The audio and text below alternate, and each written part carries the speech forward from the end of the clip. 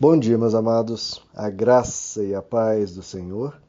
Eu sou o pastor Rômulo Pereira, da Igreja Batista Palavra da Graça, e hoje nós vamos estudar o Evangelho segundo João, capítulo 19, versos 40 a 42, que dizem: Tomando o corpo de Jesus, os dois o envolveram em faixas de linho, juntamente com as especiarias, de acordo com os costumes judaicos de sepultamento. No lugar onde Jesus foi crucificado havia um jardim, e no jardim um sepulcro novo, onde ninguém jamais fora colocado. Por ser o dia da preparação para os judeus, e visto que o sepulcro ficava perto, colocaram Jesus ali. Bom, queridos, recordando, nós vemos aqui que o corpo de Jesus havia sido entregue por Pilatos, né? Pilatos havia dado a ordem para os soldados entregar o corpo de Jesus a dois de seus amigos, José de Arimateia e Nicodemos. Os dois, então, de posse do corpo de Jesus, vão sepultá-lo. Mas tiveram que fazer isso de forma muito rápida, porque o dia da preparação, o dia da festa da Páscoa, do grande sábado, né, que não apenas sábado, mas era também sábado de Páscoa, estava chegando, então eles tinham que fazer isso rapidamente, porque no sábado, muito menos no grande sábado, nenhuma atividade podia ser feita segundo o costume judaico. Então eles levam Jesus para o lugar mais próximo que tinham, inclusive era de posse de um deles esse lugar. Então colocaram Jesus ali e o sepultaram. Alguns detalhes aqui são importantes, por exemplo, se os próprios amigos de Jesus o sepultaram, inclusive embalsamando com mirra e aloés, então é absolutamente seguro dizer que Jesus estava totalmente morto. Quem é que ia sepultar uma pessoa que talvez estivesse com ferimentos graves, mas ainda vivo? Muito menos embalsamar. Então, isso mostra que Jesus estava completamente morto. Por que eu cito isso? Porque às vezes as pessoas levantam, né, a hipótese, tentando explicar a ressurreição de Jesus, dizendo, não, mas ele não morreu, ele apenas estava desmaiado. Umas invenções sem pé nem cabeça para tentar justificar, né, a negação absurda, né? Não, ele estava completamente morto, inclusive pela lança, que, como já explicamos, que atravessou o coração dele. Isso aqui também mostra, né, que nenhum dos discípulos, na verdade, tinham qualquer expectativa de ressurreição de Jesus. Tanto é que não apenas o sepultam, como também o embalsamam. Né? Então, não havia qualquer expectativa da parte dos discípulos. De novo, isso também é algo importante, porque às vezes se levanta a hipótese, né?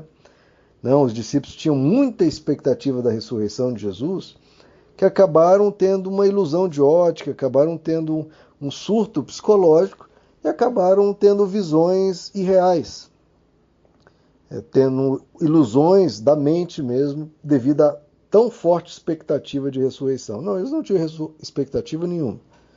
Tanto é que embalsamaram o próprio Jesus, né?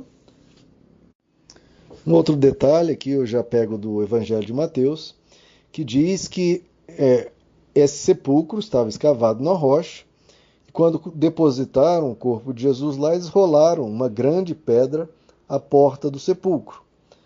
Como funcionava esse sepulcro? Esse fechamento do sepulcro era uma pedra imensa, uma pedra em formato circular, que ela caía de cima numa pequena vala em frente ao sepulcro.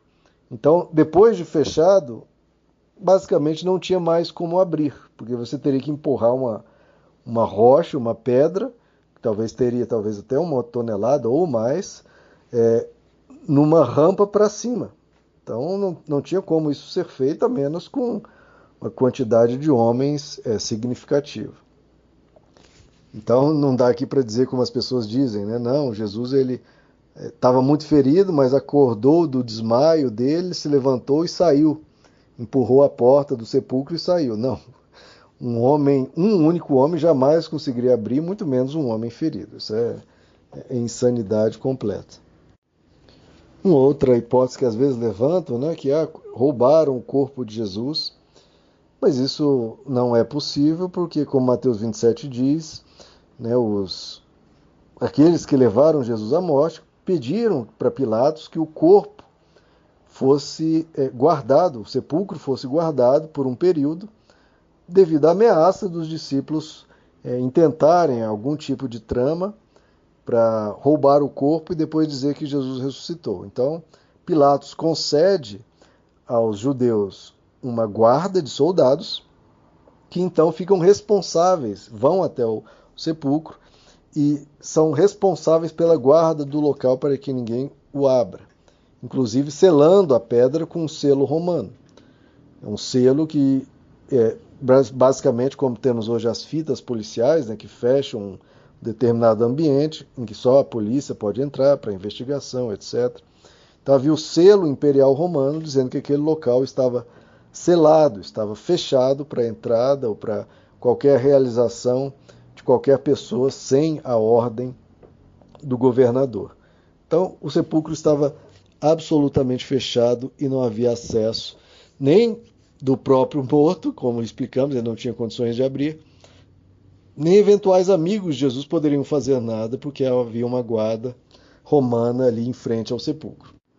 Bom, e o realizado aqui, né, queridos, cumpre uma profecia muito estranha, né, uma profecia muito difícil de ocorrer, que é a profecia de Isaías 53, verso 9, que diz que ele teve a sua morte com os perversos, mas com o rico foi depositado em sua morte. Ou seja, o texto profetiza que o Messias morreria junto com perversos, mas ganharia uma sepultura com o rico. E veja que isso é algo extremamente incomum, uma pessoa morta, ainda mais de uma forma vexatória, de uma forma humilhante, ainda mais de uma crucificação, nem o rico ia querer ter parte nisso. É como se você pegasse a pessoa que tivesse cometido os crimes mais hediondos possíveis, digamos, uma pessoa que estuprou 10 mulheres ou matou 10 bebês em um ritual satânico. E essa pessoa é condenada à morte, que no Brasil não há isso, né? Mas sendo condenada à morte, digamos, nos Estados Unidos. E aí um político, um senador americano pede, não, traga-me o corpo aqui que eu vou enterrar numa sepultura da minha possessão, a sepultura da minha família. Não há a menor chance disso ocorrer, porque uma pessoa que condenada com perversos, o rico geralmente quer o seu nome longe disso. Mas isso ocorreu nesse caso aqui, cumprindo inclusive a profecia de Isaías 53, verso 9, que apesar da sua morte com perversos, ele foi depositado numa sepultura de um rico. E tudo isso ocorreu, né, queridos, cumprindo o que o próprio Jesus havia dito a seu respeito lá em Mateus capítulo 12.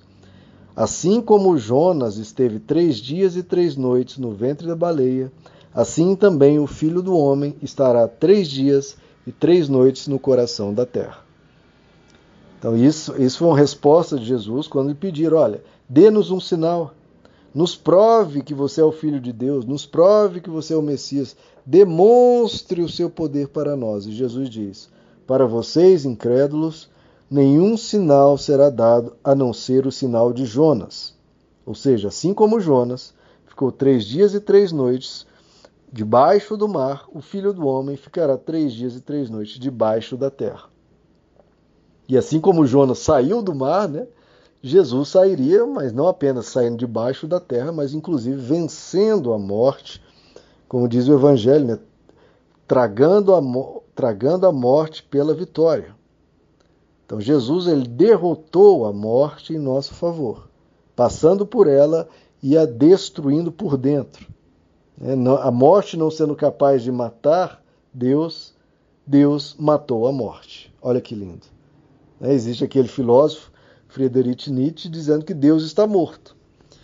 O problema é que matar Deus não adianta, né? Porque ele é especialista justamente em ressurgir dos mortos. A morte que tenta matar Deus acaba morrendo.